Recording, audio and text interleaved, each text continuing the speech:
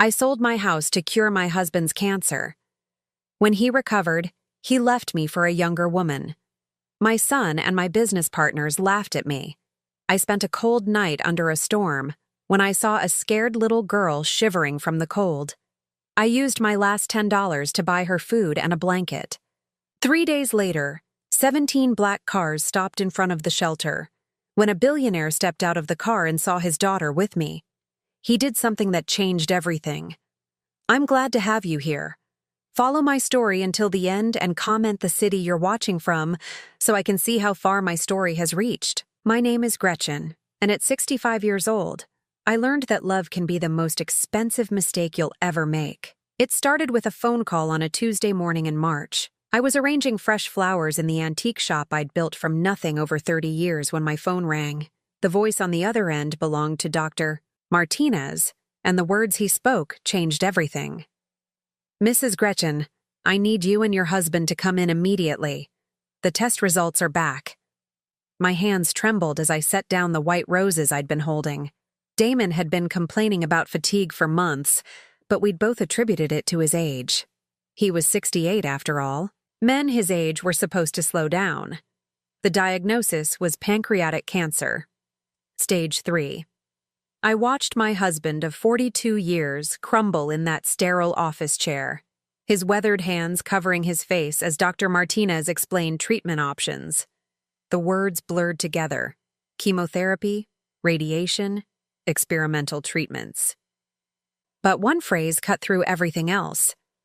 We're looking at approximately $250,000 for the full treatment protocol. That night, Damon couldn't sleep. I found him in our kitchen at 3 a.m, staring out the window at our small backyard garden. I can't put you through this, he whispered without turning around. Maybe it's my time, Gretchen. Maybe I should just... I wrapped my arms around him from behind, feeling how much weight he'd already lost. Don't you dare talk like that. We're going to fight this together. Our insurance would cover maybe 60% of the costs. The rest would have to come from somewhere else. I knew where. The antique shop was my life's work. I'd started it in 1982 with $300 and a dream, working 18-hour days to build it into something special. The old Victorian house I'd converted sat on prime real estate downtown, filled with carefully curated pieces I'd collected over decades. It was worth nearly $400,000. Our house was paid off, worth another $200,000 in the current market. Between the two properties, we could cover Damon's treatment and have enough left over to rent a small apartment while he recovered. I made the decision without telling him. The next morning, I called a realtor. "Are you sure about this, Mrs. Patterson?" Janet, my realtor, asked when I explained what I wanted to do. "These are major assets. Once you sell, there's no going back." I looked at Damon sleeping fitfully on our couch, his face gaunt and pale. "I'm sure." The process took 6 weeks. 6 weeks of watching Damon grow weaker while I quietly dismantled our life. I sold the shop to a developer who planned to tear it down for condos. The house went to a young couple with 3 children who promised to take care of my rose garden. I moved us into a small apartment across town and threw myself into being Damon's caregiver. Every morning, I drove him to treatments. Every evening, I held his head while he was sick. I learned to cook foods that wouldn't upset his stomach, to give injections, to monitor his medication schedule with military precision. For 8 months, cancer became our entire world. But it worked. In November, Dr. Martinez used the word we'd been praying for: remission. Damon looked better than he had in a year. His color returned, his appetite came back, and he started talking about the future again. I thought we'd won. I was so naive. The conversation that shattered my world happened on a Wednesday evening in December. I was making Damon's favorite soup when he cleared his throat behind me. "Gretchen, we need to talk." Something in his tone made my stomach drop, but I kept stirring. "What about?" "I've been thinking a lot during this whole ordeal. About life, about what I want." I turned around, soup spoon still in my hand. Damon was sitting at our small table, his hands folded, looking anywhere but at me. "I want a divorce." The spoon clattered to the floor. "What?" "I know this is difficult, But I've realized that I want to spend whatever time I have left being truly happy. Haven't we been happy? My voice sounded strange, distant. I thought, after beating the cancer together. Damon finally looked at me and I saw something I'd never seen before. Indifference. Gretchen, you're a good woman, but we've been living like roommates for years. I want passion. I want to feel alive again. Feel alive again? I repeated. I sold everything to save your life. I spent 8 months taking care of you. I gave up my business, my home, everything I built. I never asked you to do that. Those words hit me like a physical blow. I grabbed the counter to steady myself. You never asked me? You're my husband. Of course I did it. Well, now I'm asking for my freedom. That's when I understood. This wasn't a sudden decision born from surviving cancer. This was planned. There's someone else, isn't there? Damon's silence was answer enough. Who is she? Her name is Sarah. She was one of my nurses during treatment. I felt like I was falling down a deep well. Sarah. I remembered her. Pretty, blonde, maybe 32 or 33. She'd always been extra attentive to Damon, always smiling and laughing at his jokes. I'd thought she was just being professional. How long? I whispered. Does it matter? How long, Damon? He sighed. Since July. July, right in the middle of his treatment. While I was selling my life's work to pay for his care, he was falling in love with another woman. I want you out by the end of the month, he said, standing up. I'll give you 30 days to find somewhere else to live. This is my apartment too. I'm the one who rented it. My name is on the lease. Sarah will be moving in after the holidays. It would be awkward for all of us if you stayed. I stared at this man I'd loved for 42 years, this man I'd sacrificed everything to save, and I didn't recognize him. Where am I supposed to go? I don't have any money. I spent everything on your treatment. That's not my problem anymore, Gretchen. The next week was a nightmare. I called our son Robert, thinking surely he would understand. Surely he would be outraged by his father's behavior. Mom, I think you need to accept that Dad has the right to be happy, he said when I explained what was happening. You two haven't been in love for years. Everyone could see that. Robert, I gave up everything to save his life. And that was your choice. But you can't hold that over his head forever. I'm not holding anything over his head. I'm just trying to understand how you can support this. Robert sighed, sounding irritated. Look, Mom, you've always been dramatic. Dad told me how you've been guilt-tripping him about the money. Sarah makes him happy in a way you haven't for years. He told you about Sarah? Of course he did. He's been miserable, Mom. Give him a break. I hung up, feeling more alone than ever. My own son was taking his father's side, painting me as the villain in this story. But the worst was yet to come. I had hoped to keep my partnership in Patterson and Associates, the consulting business I'd built with 2 other women before opening the antique shop.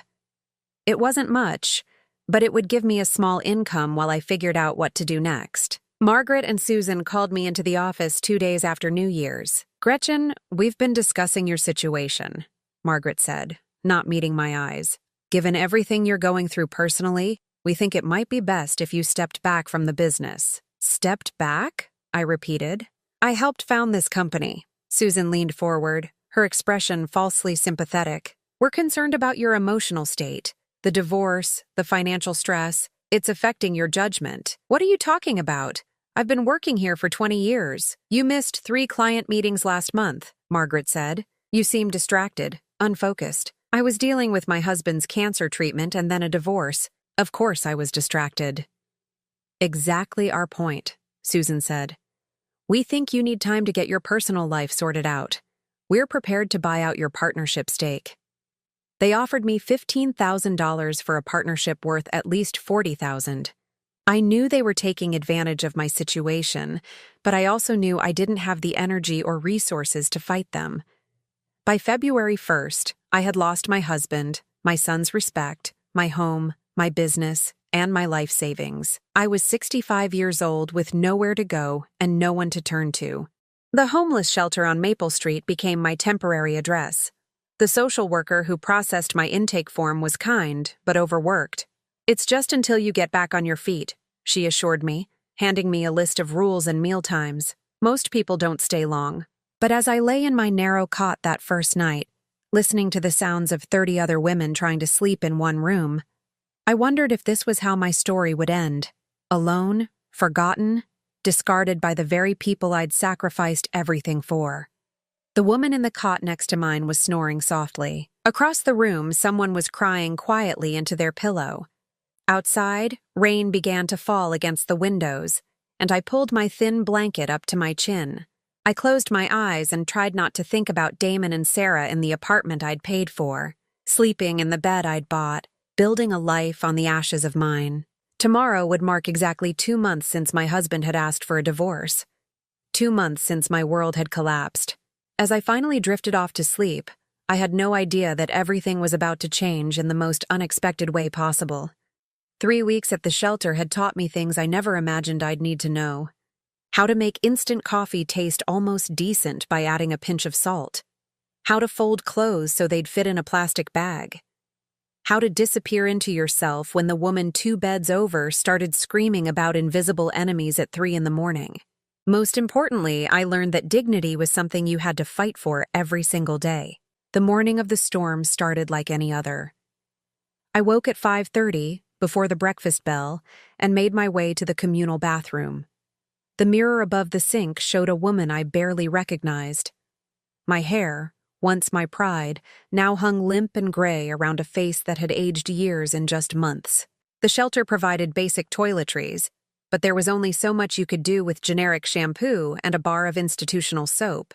I'd been looking for work for 2 weeks, but at 65, most employers saw me as a liability rather than an asset. The few interviews I'd managed to secure always ended the same way. "We'll be in touch," they'd say with polite smiles that didn't reach their eyes. That morning, I had $7.34 left from the small amount I'd managed to save from selling my jewelry.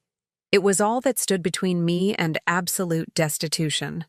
The weather forecast had been ominous all week. The meteorologists were calling it a significant weather event, the kind of storm that could knock out power for days and turn streets into rivers. By noon, the shelter staff were already making preparations, checking generators and stocking extra food. "All residents should plan to remain inside tonight," announced Mrs. Chen, the day manager. "This storm is going to be dangerous." But at 4:30 that afternoon, I realized I'd made a critical mistake. In my distraction over a job interview that morning, I'd forgotten to take my blood pressure medication. Without it, I risked a stroke or heart attack. The pills were sitting in my small bag upstairs, but I needed food to take them safely, and dinner wouldn't be served until 6. I counted my money again. $7.34, enough for a small sandwich and maybe a carton of milk from the corner store 3 blocks away. The wind was already picking up as I stepped outside, pushing against me with surprising force. Dark clouds churned overhead, and the first fat raindrops were beginning to fall. I pulled my thin jacket tighter and hurried down the street. The corner store was nearly empty except for the elderly clerk and a man buying cigarettes. I grabbed a pre-made turkey sandwich and a small carton of milk, calculating the exact cost in my head. $4.67. That would leave me with $2.67 for tomorrow. As I paid, the clerk glanced outside nervously. "Storm's coming fast," he said. "You should get home quick." Home. I nodded and tucked my purchases into my jacket. The walk back to the shelter would take about 15 minutes if I hurried. But I never made it. Halfway there, the sky opened up. Not the gentle rain that had been threatening all day, but a torrential downpour that soaked through my jacket in seconds. The wind turned vicious, whipping debris down the street and making it hard to see more than a few feet ahead.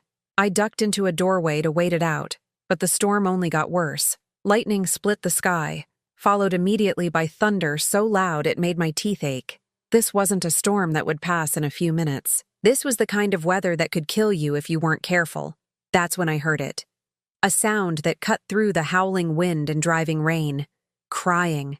Not the wailing of the storm, but human crying. A child crying. I peered out into the rain, trying to locate the source. There, huddled behind a row of garbage cans in the alley beside a closed restaurant, was a small figure. A little girl, maybe 7 or 8 years old, soaked to the skin and shivering violently. I didn't think. I ran. "Honey!" I called out, my voice barely audible over the storm. "Honey, what are you doing out here?" The child looked up at me with enormous brown eyes filled with terror. She was small for her age, with tangled dark hair plastered to her head and clothes that had once been expensive but were now torn and muddy. "I'm lost," she whispered, teeth chattering so hard she could barely speak. "I can't find my daddy." "Oh, sweetheart." I knelt down beside her, not caring that the water from the alley immediately soaked through my pants. "How long have you been out here?" Since this morning, I think. Maybe yesterday? I don't know. My heart broke. This tiny thing had been alone in the storm for hours, maybe longer. "What's your name?" "Charlotte," she managed between chatters. "Charlotte Elizabeth." "Well, Charlotte Elizabeth, I'm Gretchen, and we need to get you somewhere safe right now." But as I looked around, I realized our options were limited. The restaurant behind us was closed, its metal security gate pulled down tight. The other buildings on this block were mostly offices, equally shuttered. The shelter was still 6 blocks away, and there was no way this little girl could make that walk in this weather. Then I remembered the 24-hour convenience store we'd passed. It wasn't ideal, but it would be warm and dry. "Can you walk?" I asked Charlotte. She nodded, though I could see she was exhausted and probably in mild shock. I took off my jacket, wrapping it around her small shoulders even though it left me in just a thin sweater. "Hold on to me," I told her. "Don't let go, no matter what." The 3 blocks to the convenience store felt like 3 miles. The wind kept trying to knock us down, and the rain came in sheets so thick we could barely see. I kept one arm around Charlotte and used the other to guide us along storefronts and parked cars. By the time we stumbled through the store's doors, we were both soaked and shaking. The clerk, a different one from earlier, looked up from his magazine with concern. "Jesus, lady, you shouldn't be out in this with a kid." "I know," I said, water dripping from my hair. "We got caught in it." The store was wonderfully warm, with fluorescent lights that seemed impossibly bright after the dark storm outside. Charlotte stayed pressed against my side, her small hand gripping my sweater. I looked around the store, calculating. I had $2.67 left. Charlotte needed dry clothes, or at least something to help warm her up. She needed food. She probably needed medical attention, but that would have to wait until the storm passed. In the clothing section, I found the cheapest options. A child's t-shirt with a cartoon character for $3.99, and a small package of socks for $2.50. Both were too expensive for my budget, but I couldn't leave this child in wet clothes. That's when I made a decision that would change everything. I approached the clerk with the t-shirt, socks, a small bag of cookies, and a bottle of water. "How much for all of this?" He rang it up. $9.47. I had $2.67, but in my other pocket, I had something else. The emergency $20 bill I'd hidden away weeks ago, my last safety net. Money I'd sworn to save for a true emergency. Looking at Charlotte, blue-lipped and shivering, I knew this qualified. "Here," I said, pulling out the 20. The clerk handed me my change, $10.53. Combined with what I already had, it left me with $13.20 total, more than I'd had all day. In the store's small bathroom, I helped Charlotte change into the dry shirt. Her clothes underneath were soaked, but at least the outer layer was warm now. I used paper towels to dry her hair as much as possible and helped her put on the clean socks. "Better?" I asked. She nodded, and for the first time since I'd found her, she smiled slightly. "Thank you." We settled in a corner of the store with the cookies and water. Charlotte ate like she hadn't seen food in days, which made me wonder exactly how long she'd been missing. "Charlotte, where do you live?" I asked gently. "In a big house," she said around a mouthful of cookie, "with lots of windows and a big yard. Do you remember your address?" She shook her head. "Daddy says I'm not supposed to tell strangers where I live." Smart girl and smart father, but it made finding her family more complicated. "What about your daddy's name? His full name?" Marcus, she said immediately. Marcus Wellington. The name meant nothing to me, but I filed it away. Does your daddy have a phone number you remember? Again, she shook her head. I'm not supposed to remember numbers either, but I was at school, and then there were these men. Her voice trailed off, and I saw fear creep back into her eyes. What men, honey? They said they knew my daddy. They said I had to come with them. But they were mean and they scared me, so I ran away. My blood went cold. This wasn't just a lost child. This was something much more serious. Charlotte, when did this happen? When did the men try to take you? 3 days ago? Maybe 4? I've been hiding ever since. 3 or 4 days. This little girl had been surviving on the streets for nearly a week, hiding from what sounded like kidnappers. How had no one found her? How had there been no Amber Alerts, no police search? Unless there had been, and I just hadn't seen them. Living in the shelter, I didn't have regular access to news or social media. We need to call the police, I told her gently. Charlotte's reaction was immediate and terrifying. She grabbed my arm with both hands, her eyes wide with panic. No police. The men said if I called the police, they'd hurt my daddy. Sweetheart, the police are the good guys. They help find lost children. No, she said again, tears starting to flow. Please don't call them. Please. I held her as she cried, feeling her tiny body shake with fear. Whatever had happened to her, whatever those men had told her, she was genuinely terrified of involving the authorities. The storm raged on outside. Through the store windows, I could see trees bending nearly horizontal in the wind. Power lines sparked and swayed dangerously. This was no ordinary storm. Okay, I said finally. No police tonight. But Charlotte, we have to find your daddy somehow. She nodded, wiping her nose on her sleeve. He's probably looking for me. I'm sure he is. We spent the next 4 hours in that convenience store. The clerk, whose name was Danny, turned out to be kind-hearted beneath his gruff exterior. When he realized what was happening, he stopped charging me for the hot chocolate from the machine and let us stay as long as we needed. Storm like this, nobody should be out there, he said. You can wait here until it passes. Around midnight, the worst of the weather finally moved through. The rain diminished to a steady drizzle, and the wind died down enough that we could hear ourselves think. We should try to find a safe place for you to sleep, I told Charlotte. Tomorrow we'll figure out how to find your daddy. But where could we go? I couldn't bring her to the shelter. They had strict policies about children. And besides, it wasn't safe for a little girl there. Hotels were out of the question with my limited funds. I know a place, Charlotte said quietly. There's a park not far from here. It has a gazebo with a roof. The idea of spending the night in a park with a child made my stomach turn. But what choice did we have? As we prepared to leave the store, Danny called out to us. Hey, wait. He walked over with a plastic bag. Take these, he said, handing me the bag. Inside were granola bars, bottled water, and a small blanket from the store's camping section. I can't pay for these, I told him. Didn't ask you to, he replied. Kid needs to eat. Outside, the air was clean and cool after the storm. Debris littered the streets, tree branches, scattered garbage, broken glass. But the worst had passed. Charlotte led me through several blocks to a small neighborhood park. The gazebo she'd mentioned was old but sturdy, with a solid roof and partial walls that would provide some protection from the wind. I spread out the blanket and we huddled together. Charlotte curled up against my side like a small cat seeking warmth. Gretchen? She said softly in the darkness. Yes, sweetheart? Are you my guardian angel? The question caught me off guard. Here I was, a homeless woman with $13 to my name, and this precious child saw me as her protector. I'm just someone who cares about you, I said.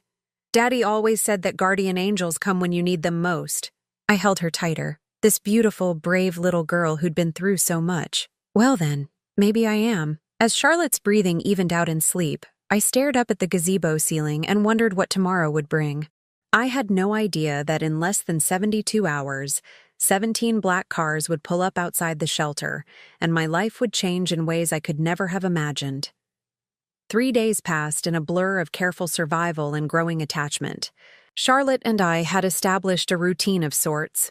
Mornings at the convenience store where Danny let us use the bathroom and buy minimal supplies, afternoons in the park when weather permitted, and nights back at the gazebo, or sometimes in the 24-hour laundromat when it got too cold. I was amazed by Charlotte's resilience. Despite everything she'd been through, she maintained a sunny disposition most of the time. She told me stories about her life, fragments that painted a picture of wealth and privilege I could barely imagine. A house with 12 bedrooms, a swimming pool shaped like a butterfly, horses in a stable behind the main residence. "Daddy travels a lot for work," she explained as we shared a bag of crackers on our third morning together. "Sometimes I don't see him for weeks, but when he comes home, we have tea parties in the garden."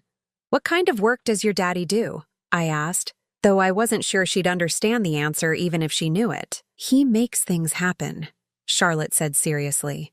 "Important things.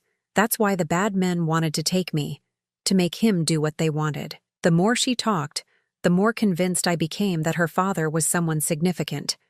Wealthy enough to be a kidnapping target, important enough that professional criminals would risk taking his child.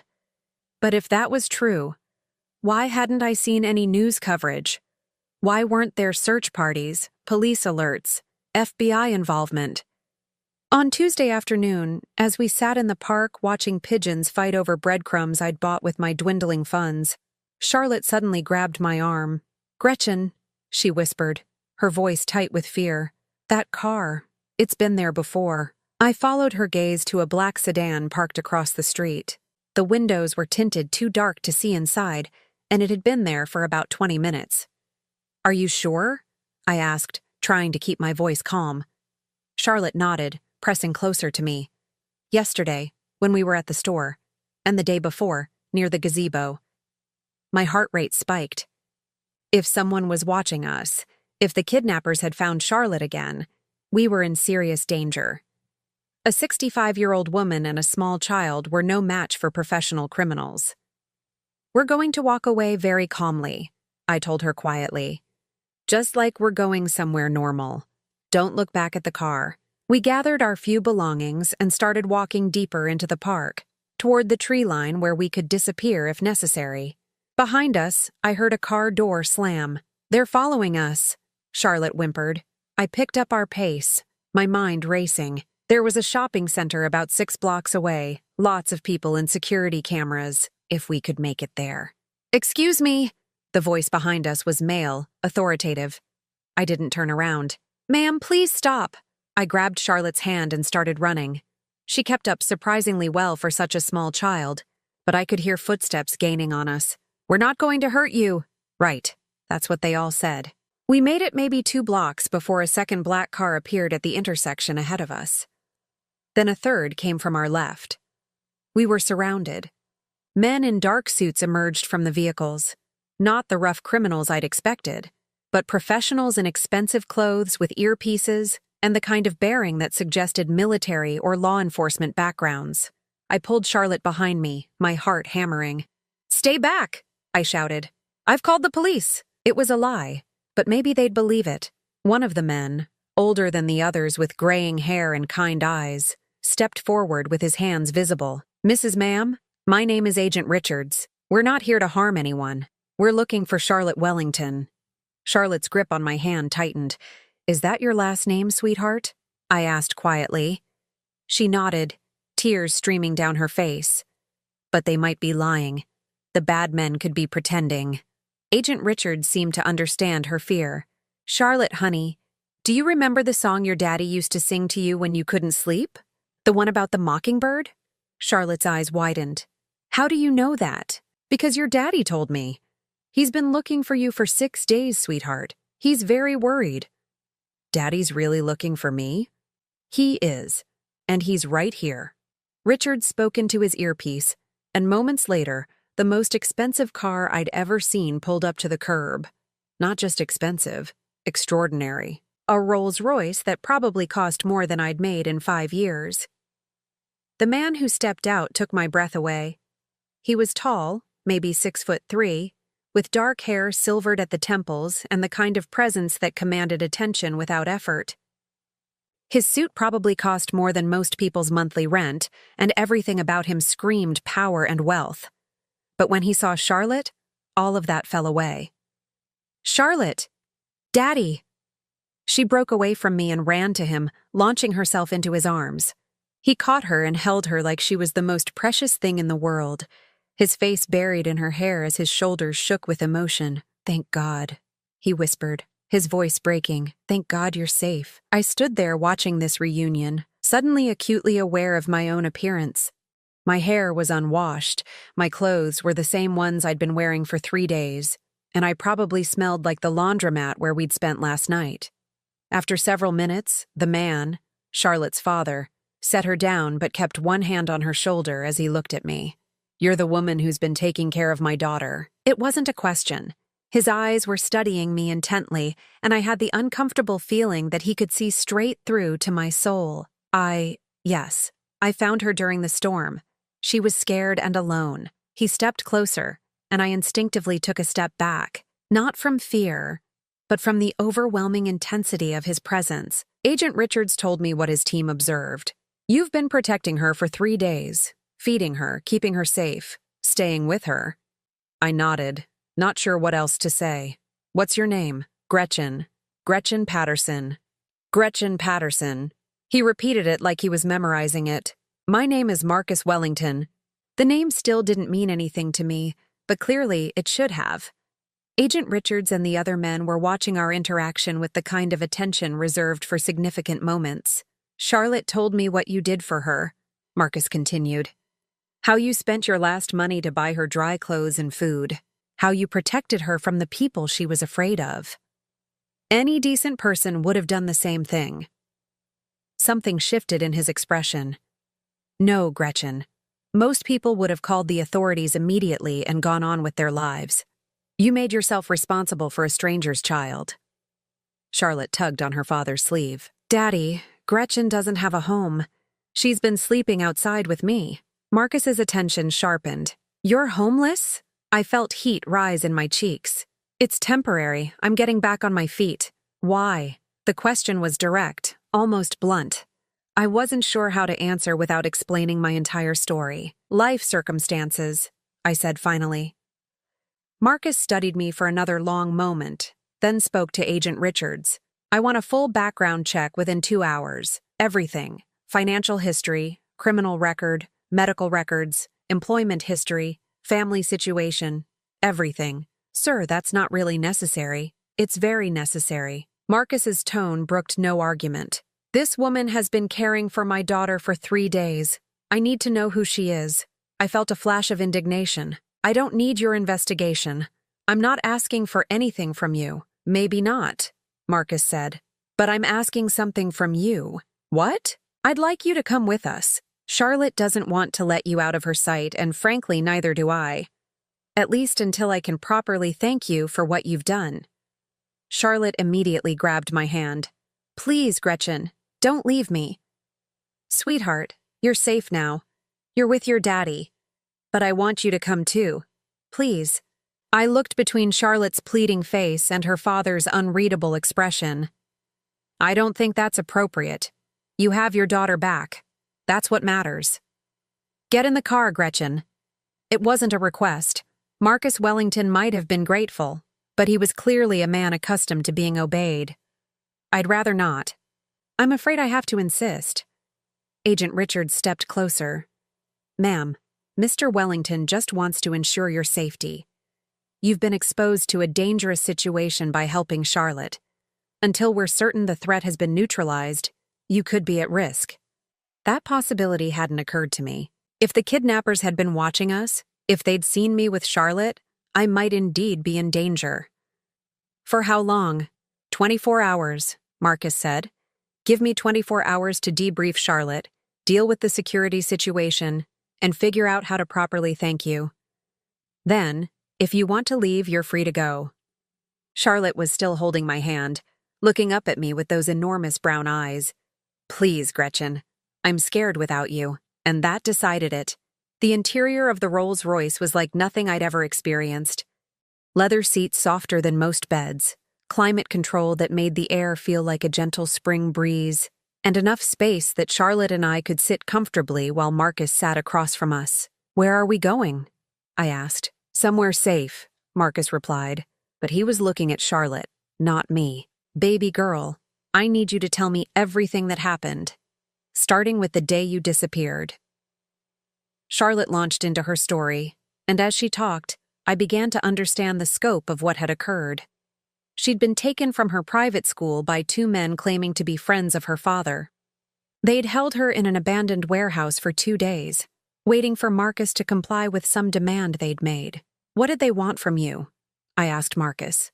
His jaw tightened. "Access to certain government contracts, information that could be worth hundreds of millions of dollars to the right people." "And you refused?" "I couldn't give them what they wanted even if I'd wanted to. The information doesn't exist in the way they thought it did, so they just kept Charlotte. They were waiting for me to change my mind. What they didn't count on was Charlotte being resourceful enough to escape." I looked at the little girl with new respect. She'd not only escaped professional kidnappers, but had survived on the streets for nearly a week. "How did you get away, sweetheart?" "They left me alone for a few minutes," Charlotte said. "The rope wasn't tied very tight, and there was a loose board in the wall. I wiggled through and ran." Marcus closed his eyes briefly, and I could see the pain on his face as he imagined his daughter in that situation. The car turned through massive iron gates, and I got my first glimpse of the Wellington estate. Calling it a house would have been like calling the ocean a pond. The mansion sprawled across what had to be at least 20 acres, with manicured gardens, fountains, and outbuildings that were larger than most people's homes. The main residence looked like something from a European fairy tale, all stone towers and graceful arches. "This is where you live?" I asked Charlotte. She nodded like it was perfectly normal. "Want to see my room? It has a balcony that looks out over the stables." As we pulled up to the front entrance, staff members emerged to greet us. Not just a butler or housekeeper, but what appeared to be a small army of people, whose job was apparently to take care of the Wellington family. Marcus helped Charlotte out of the car, then offered me his hand. I hesitated before taking it, acutely aware of the contrast between his manicured fingers and my own worn hands. "Mrs. Patterson," he said as we walked toward the entrance, "before we go inside, I need you to understand something. What happened to Charlotte? What you did for her, it changes things. I don't know exactly how yet, but it does." I wasn't sure what he meant, but something in his tone made me think my 24 hours at the Wellington estate were going to be far more complicated than I'd anticipated. I had never imagined that taking a shower could feel like a religious experience. The guest suite Marcus had assigned me was larger than the entire apartment I'd shared with Damon. The bathroom alone was bigger than most bedrooms, with marble surfaces, gold fixtures, and a shower that had more buttons and settings than a spacecraft control panel. As hot water cascaded over me from what felt like a dozen different angles, I tried to process everything that had happened in the last 6 hours. After arriving at the estate, Marcus had disappeared into what I assumed was a series of important phone calls, while Charlotte gave me a tour of her wing of the house. Her bedroom was indeed enormous, with a canopy bed, a reading nook with floor-to-ceiling bookshelves, and French doors that opened onto a balcony overlooking the stables she'd mentioned. "This is where I have tea parties when Daddy's home," she'd explained, showing me a small table set with delicate china cups. "Would you like to have one with me later?" "I'd love that, sweetheart." Charlotte's enthusiasm was infectious, but I couldn't shake the feeling that I didn't belong in this world of marble floors and crystal chandeliers. I was a temporary guest.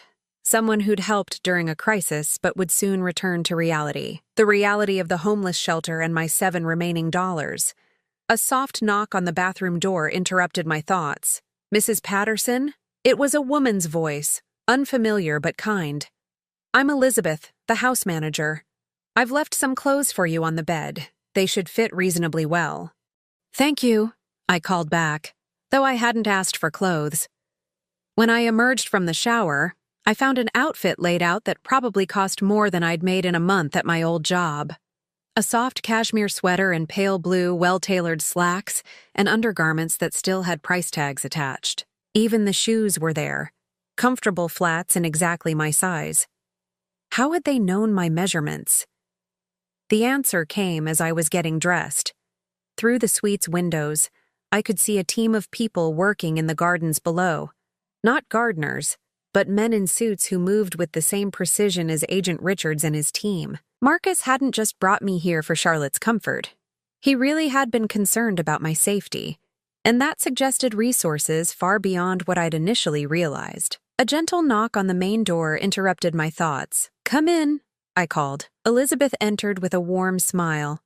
She was perhaps 50 years old, with graying brown hair and the kind of efficient manner that suggested she'd been managing wealthy households for decades. "How are you feeling, dear?" she asked, looking me over approvingly. "Much better, I imagine. The clothes are beautiful, but I can't accept them. I don't have any way to pay you back." Elizabeth's smile didn't waver. "They're a gift from Mr. Wellington. He specifically requested that you have everything you might need during your stay." "I'm only staying 24 hours. "Of course," Elizabeth agreed, though something in her tone suggested she wasn't entirely convinced. "Mr. Wellington would like to see you in his study when you're ready. Charlotte is having her dinner, and then a bath. She's had quite an ordeal." The study was exactly what I would have expected from a man like Marcus Wellington. Dark wood paneling, leather-bound books, and furniture that looked like it had been crafted by master artisans. Marcus himself sat behind a massive desk, still wearing his expensive suit, but with his tie loosened and his sleeves rolled up. He looked up when I entered, and something flickered in his expression. "You look rested." "I feel human again," I admitted. "Thank you for the clothes, but I can't accept them." "We'll discuss that later." He gestured to a chair across from his desk. "Please sit. We need to talk." I settled into the chair, which was more comfortable than it looked. "About what?" "About you." Marcus leaned back, studying me with those intense eyes. "I had my people run the background check I mentioned.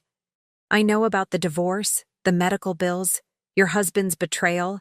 I know about your business, what you sacrificed, and how you ended up at the shelter." Heat flooded my cheeks. The idea of strangers investigating my personal life, learning about my failures and humiliations, made me feel exposed and vulnerable. "You had no right."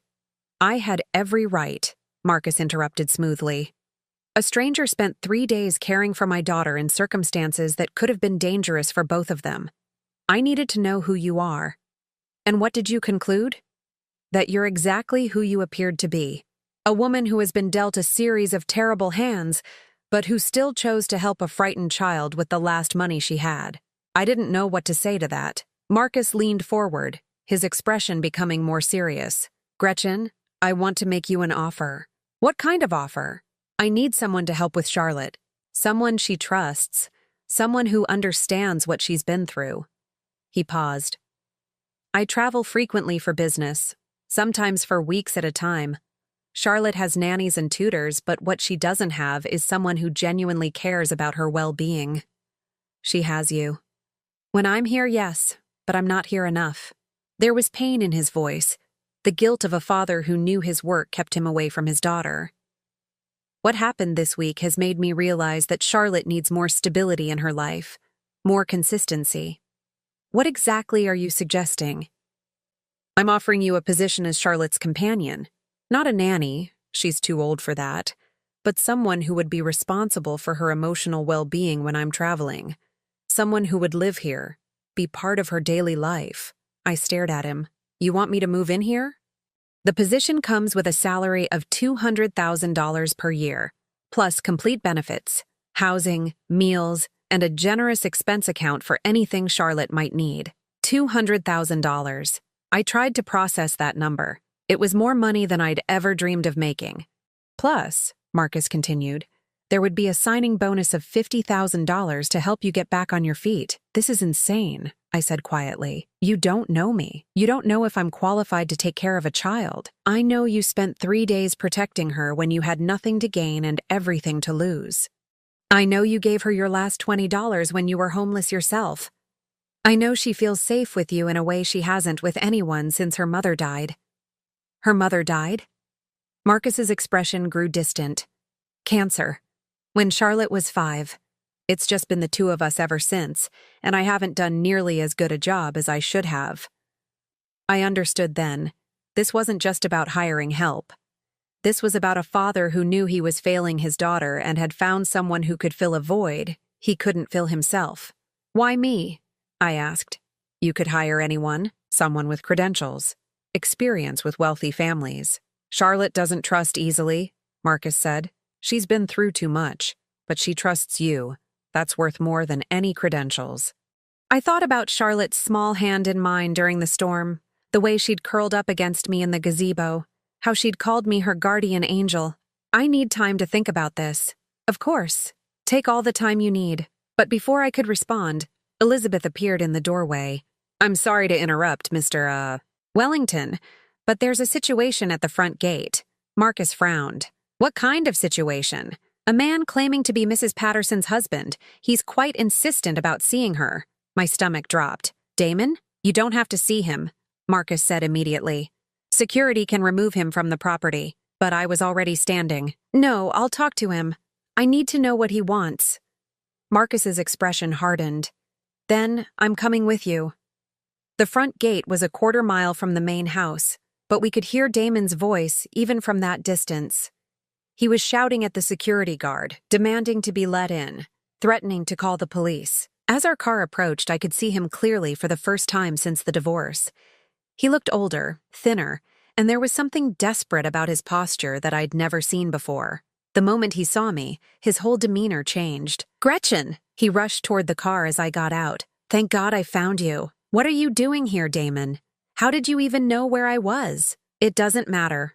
I've been looking everywhere for you. He reached for my hands, but I stepped back. Gretchen, I've made a terrible mistake. The worst mistake of my life. What are you talking about? Sarah, the divorce, all of it. I was crazy, Gretchen. The cancer, the treatment. It affected my judgment. I wasn't thinking clearly. I became aware of Marcus standing slightly behind me, and of the security personnel positioned discreetly around us. Whatever was about to happen, it was going to have an audience. You seemed pretty clear when you asked for a divorce, I said. I was scared, Damon continued, his voice taking on a pleading tone I'd never heard before. Scared of dying, scared of being a burden. I thought if I pushed you away, it would be easier for everyone. By having an affair? Damon had the grace to look ashamed. That was a mistake, a huge mistake. Sarah, she took advantage of me when I was vulnerable. Took advantage? I couldn't help but laugh bitterly. Damon, you left me homeless. You threw away 42 years of marriage for a woman young enough to be your daughter. I know, he said desperately. And I've regretted it every single day since. Sarah left me, Gretchen. 2 weeks after the divorce was final, she took half of everything I had and moved to Florida with another man. So, that was it. Damon wasn't here because he missed me, or because he'd realized what he'd lost. He was here because his young girlfriend had taken him for everything he was worth. I'm sorry that happened to you, I said, and I was surprised to find that I meant it. But it doesn't change anything between us. It changes everything. Damon stepped closer, ignoring Marcus's presence entirely. We can start over, Gretchen. We can get remarried, go back to the way things were. The way things were? I repeated. Damon, I sold my business to save your life. I sold our house. I gave up everything for you, and the moment you got better, you threw me away like garbage. I was wrong. You were selfish, I interrupted, and cruel, and you left me with nothing. But look at you now. Damon gestured at the mansion behind us. You've obviously landed on your feet. Found yourself a rich man to take care of you. The implication in his words, the casual assumption that I was some kind of gold digger, hit me like a physical blow. You don't know anything about my situation, I said quietly. I know you're not living in a shelter anymore. Damon's tone was becoming more aggressive. I know you're wearing clothes that cost more than most people make in a month. I know you've obviously moved on pretty quickly for a woman who claimed to love me. Claimed to love you? The words came out sharper than I intended. I gave you my entire life, Damon. I sacrificed my dreams, my security, my future for you, and you repaid me by abandoning me the moment it was convenient. People make mistakes, Gretchen. Some mistakes can't be forgiven. Marcus stepped forward then, his presence suddenly much more prominent. I think this conversation is over. Damon seemed to notice him for the first time. And who exactly are you? Someone who knows how to treat a good woman when he finds one, Marcus replied calmly. Damon's face flushed red. Gretchen, you can't seriously be choosing this stranger over your husband. Ex-husband, I corrected. And I'm not choosing anyone. I'm choosing myself for the first time in 42 years. You'll regret this, Damon said, his voice turning ugly.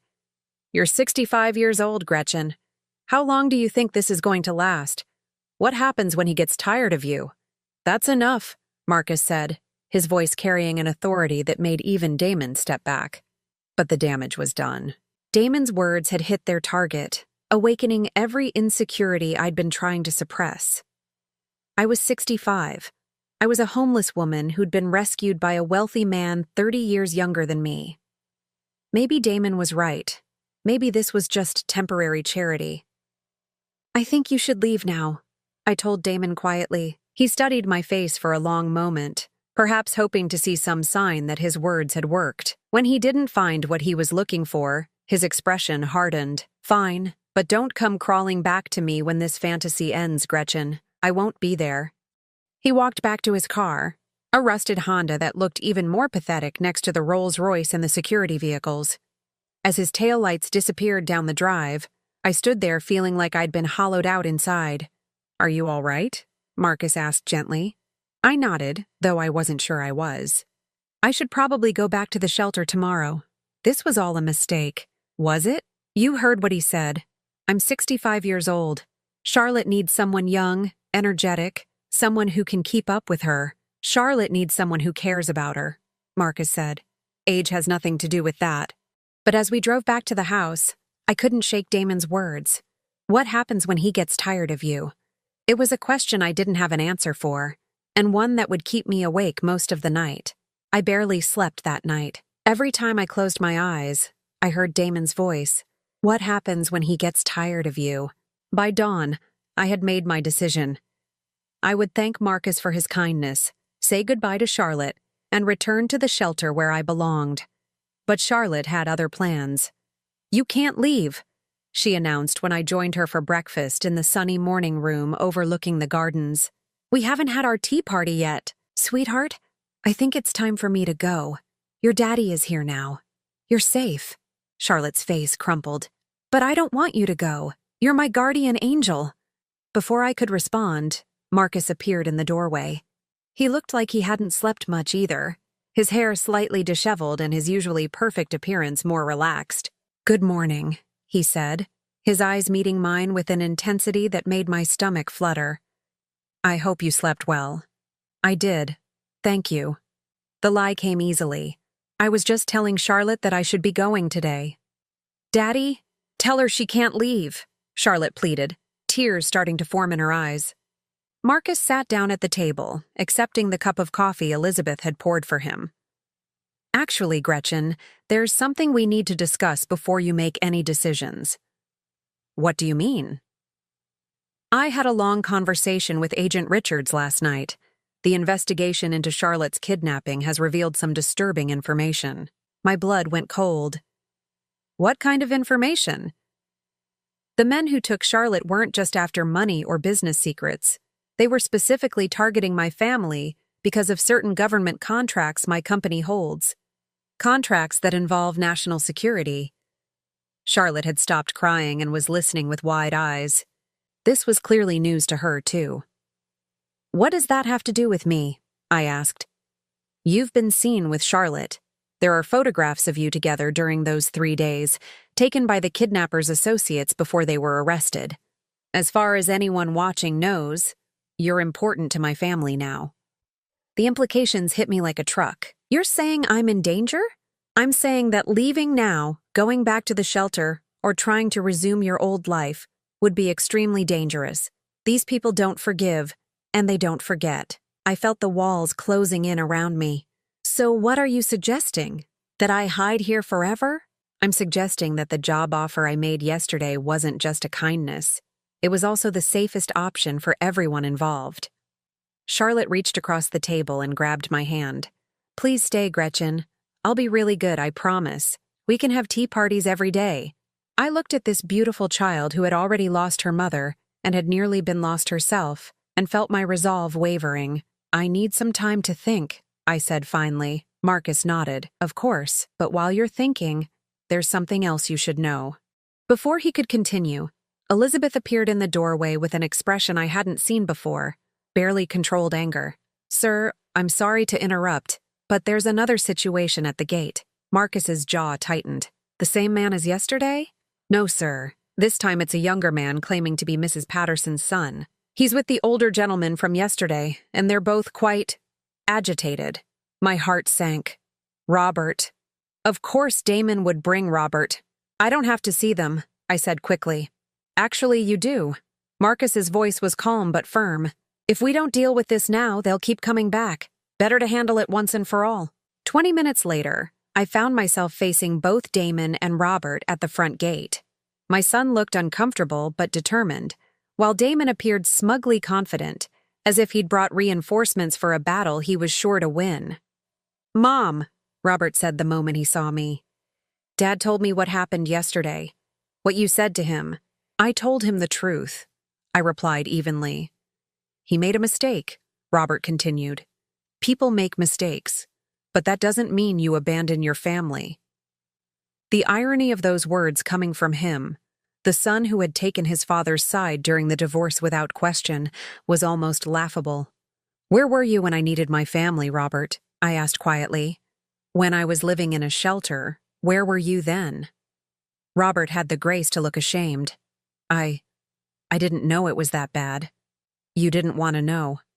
Damon stepped forward, clearly impatient with the emotional scene. Gretchen, let's cut through all this drama. I've spoken with a lawyer. Since our divorce isn't final yet, you're still legally my wife, which means you can't enter into any financial agreements without my consent. I stared at him in disbelief. What are you talking about?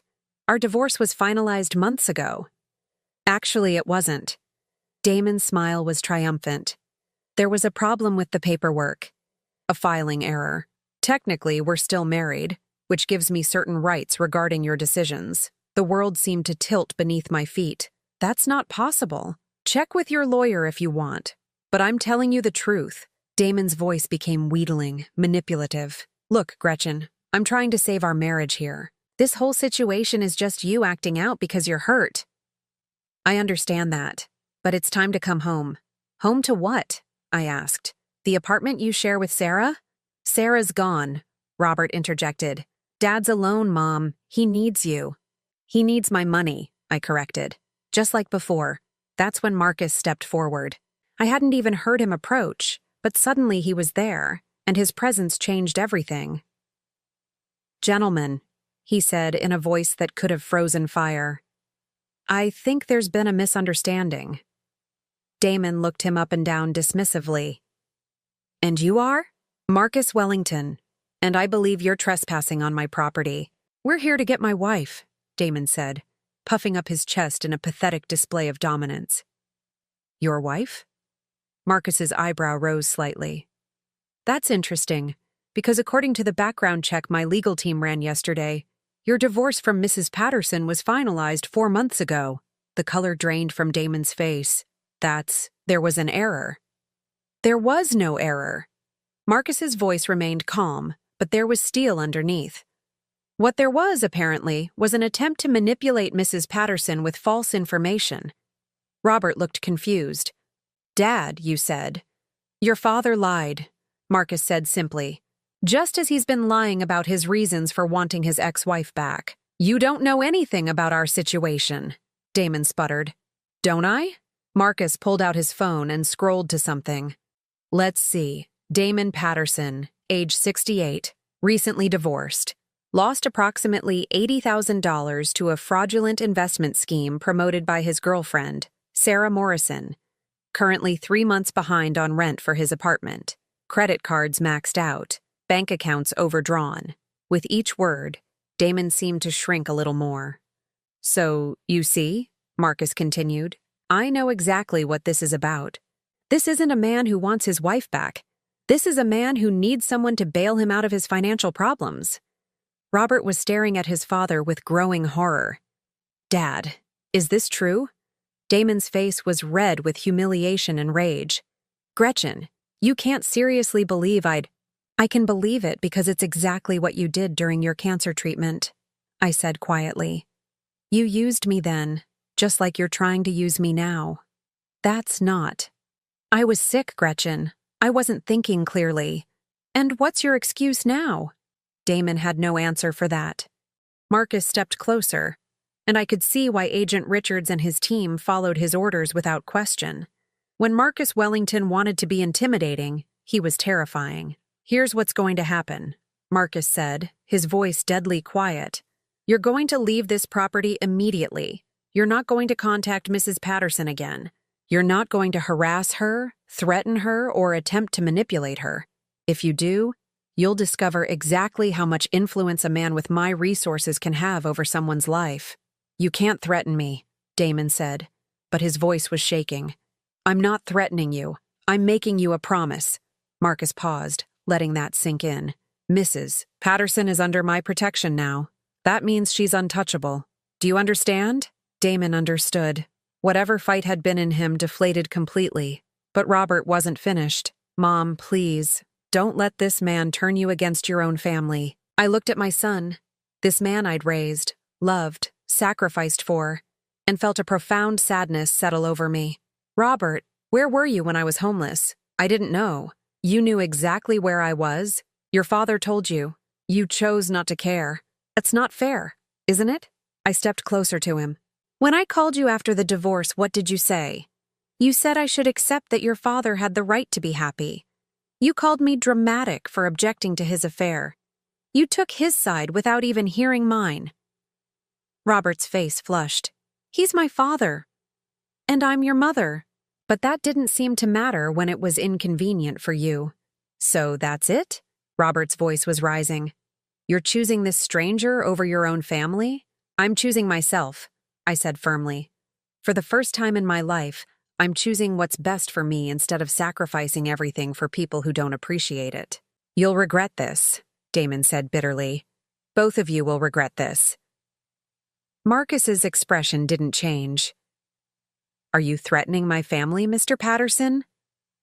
The word family hit me like a lightning bolt. Marcus had just referred to me as family. "Because if you are," Marcus continued, "I should mention that every word of this conversation is being recorded.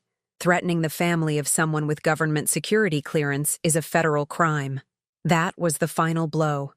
Damon and Robert left without another word, their heads down and their dignity in tatters. As their car disappeared down the drive, I felt like I'd just witnessed the end of a chapter of my life. "Are you all right?" Marcus asked gently. I nodded, though I wasn't entirely sure I was. "Did you mean it? What you said about family?" Marcus was quiet for a long moment. "Charlotte lost her mother when she was 5. I've been trying to be both parents to her, but I've failed in a lot of ways. She needs stability, love, someone who puts her first." He turned to look at me directly. "But it's more than that, Gretchen. In the 3 days you spent protecting her, Charlotte smiled more than she had in months. She laughed. She felt safe. You gave her something I hadn't been able to give her. What's that? A mother's love."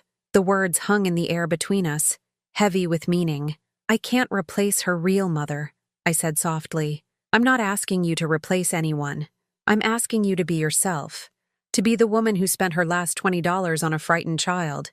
To be the person who made Charlotte feel safe when her whole world was falling apart."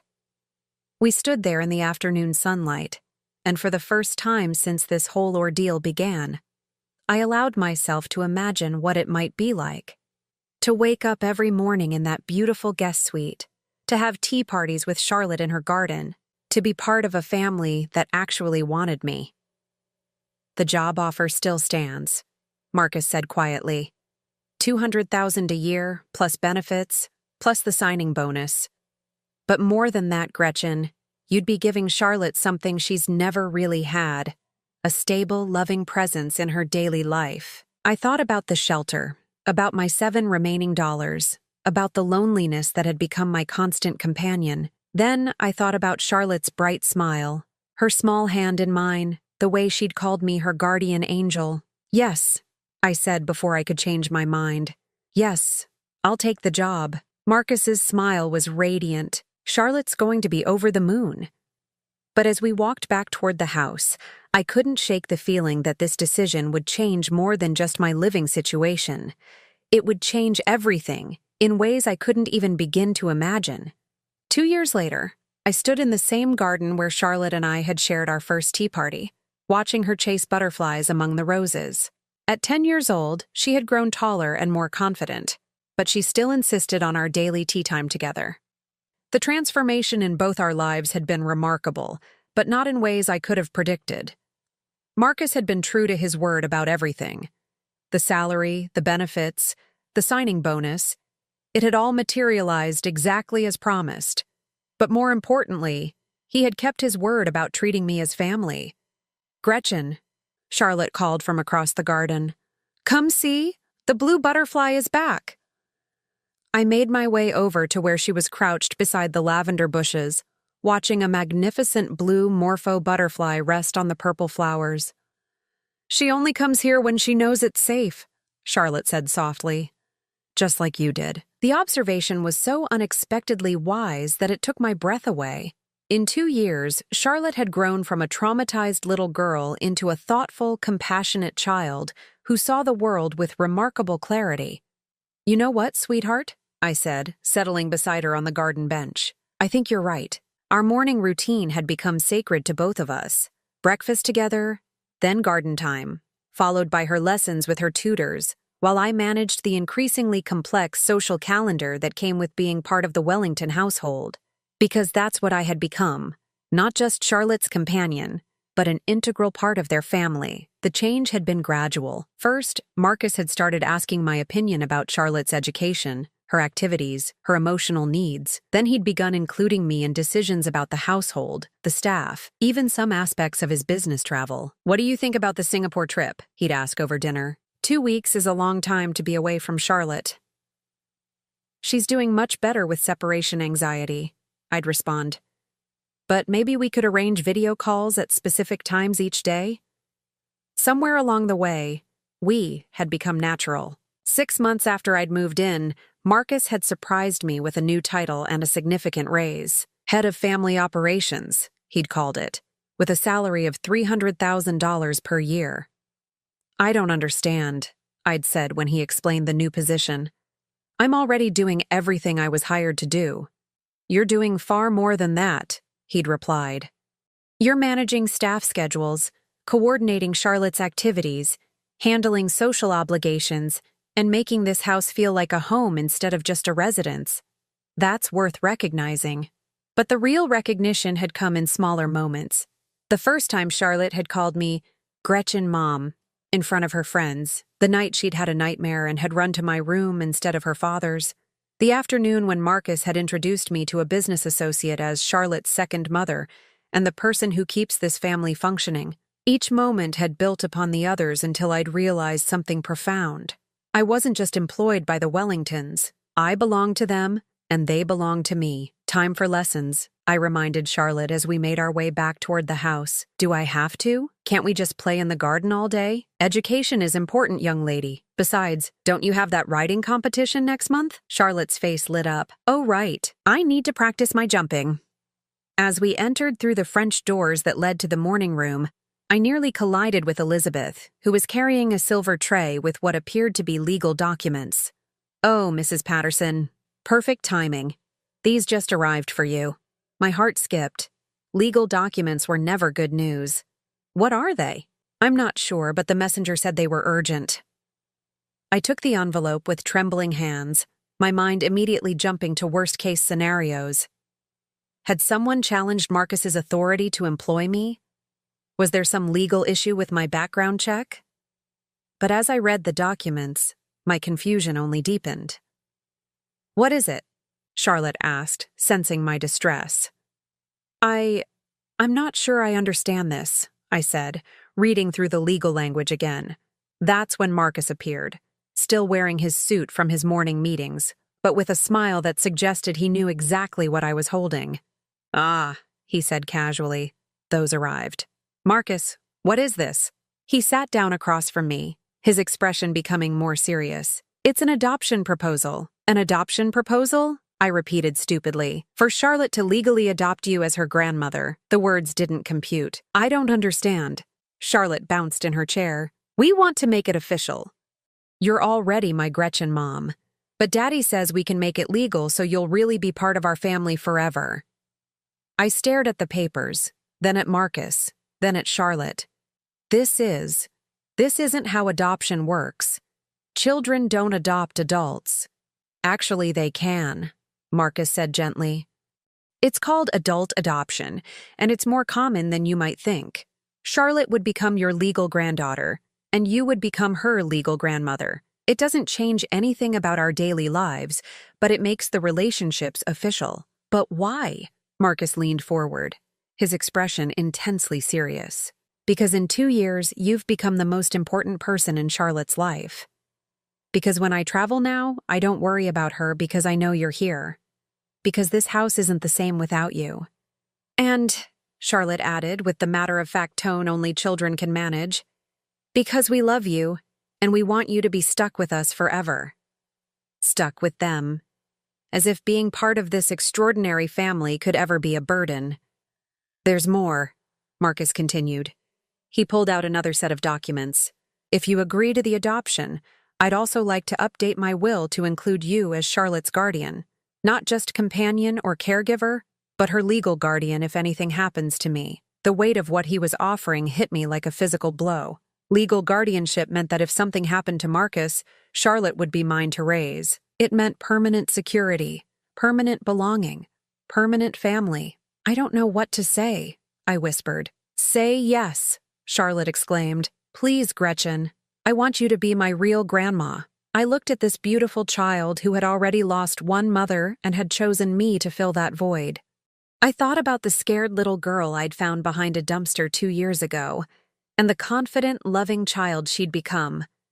Yes, I said, my voice breaking.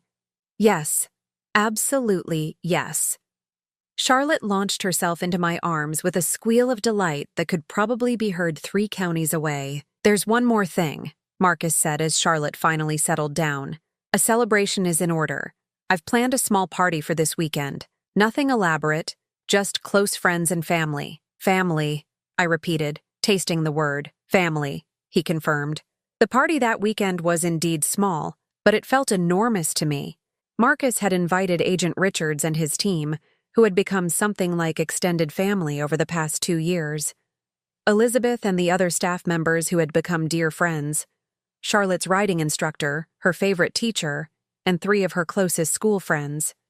But the most meaningful moment came when we were gathered in the garden for the cake cutting. Charlotte stood on a chair to address our small group. Thank you all for coming to celebrate my new grandma, she announced with the confidence of a born public speaker. 2 years ago, Gretchen found me when I was lost and scared, but really, I think maybe I found her too. She needed a family as much as I did. As applause filled the garden, I felt tears streaming down my face. Later that evening, after the guests had gone home and Charlotte was asleep, I found myself in the study with Marcus, sharing a quiet drink and reflecting on the day. Do you ever wonder what would have happened if you hadn't found Charlotte that night? He asked. I considered the question. I'd probably still be at the shelter, or worse. And Charlotte would still be traumatized, still afraid to trust anyone. We sat in comfortable silence for a while, both lost in our own thoughts. Marcus, I said finally, why did you really do all this? The job, the adoption, the guardianship? Why? He was quiet for so long I thought he might not answer. When he finally spoke, his voice was soft, because in 42 years of marriage, no one ever loved you the way you deserved to be loved. Because you spent your entire life taking care of other people who took you for granted. Because when you had nothing, you still gave everything to protect my daughter. He looked directly at me then.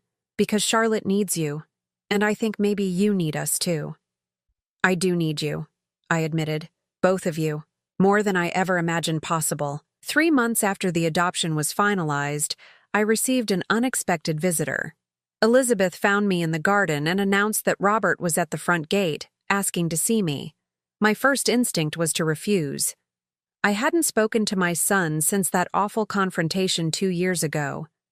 But something in Elizabeth's expression suggested this visit was different. He looks different, she said carefully.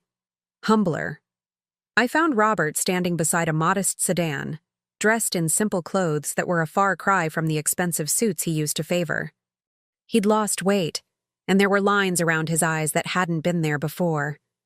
"Hello, Mom," he said quietly when he saw me. "Robert." We stood looking at each other for several awkward moments before he spoke again. "I came to apologize. I know it's too little, too late, but I needed to say it. I waited, not making this easy for him. I was wrong about everything. About Dad, about the divorce, about how I treated you. I was selfish and cruel, and I've regretted it every day since. What changed?" I asked. Robert looked down at his hands. "Dad came to me 6 months ago. He needed money, and I was the only family he had left. I gave him what I could, but it was never enough. He kept asking for more, making bigger and bigger demands. He looked up at me with eyes that held genuine remorse. I realized that's exactly what he'd done to you. Used you until there was nothing left, then discarded you when you couldn't give anymore. I tried to tell you that. I know. I should have listened." Robert's voice broke slightly. "I should have protected you instead of abandoning you." I felt my anger beginning to soften, replaced by sadness for the relationship we'd lost. "Robert, I appreciate the apology. I really do. But I can't just forget what happened. I understand. I don't expect forgiveness. I just wanted you to know that I see clearly now. What Dad did was unforgivable, and what I did was almost as bad." He reached into his car and pulled out a small wrapped package. "This was supposed to be your birthday present 3 years ago, the one I never gave you because I was angry about the divorce." I unwrapped it to find a small silver frame containing a photo from my 50th birthday party. Robert was perhaps 25 in the picture, his arm around me, both of us laughing at something his then-girlfriend had said. "I found it while cleaning out my apartment," he said. "I'm moving back to Denver, starting over. But I wanted you to have this, in case you ever want to remember when things were good between us." Looking at that photo, I remembered the son who used to call me every Sunday, who brought me flowers on Mother's Day, who had once told his friends I was the strongest woman he knew. "I'm glad you're starting over," I said sincerely. "I hope you find happiness. I hope I find peace," Robert replied. "I hope someday I can become the son you deserved." After he left, I stood in the garden for a long time, holding that photo and thinking about forgiveness, redemption, and second chances. That evening, Charlotte found me there. "You look sad, Gretchen Grandma," she said, using the new title she'd insisted on since the adoption. "Not sad, sweetheart, just thoughtful." "About what?" I showed her the photo. "About how sometimes people make terrible mistakes, but they can change if they really want to." Charlotte studied the picture seriously. "Is that your son? The one who was mean to you?" "Yes, but he apologized today. He said he was sorry for how he treated me. Do you forgive him?"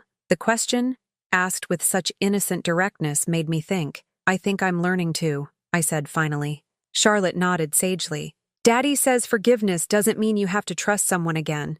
It just means you stop letting their bad choices hurt you." Out of the mouths of babes. As we walked back to the house together, Charlotte's small hand in mine, I reflected on the extraordinary journey that had brought me to this moment. 2 years ago, I had been a broken woman with nothing left to lose. I had spent my last $20 on a frightened child and thought I was making the final gesture of a failed life.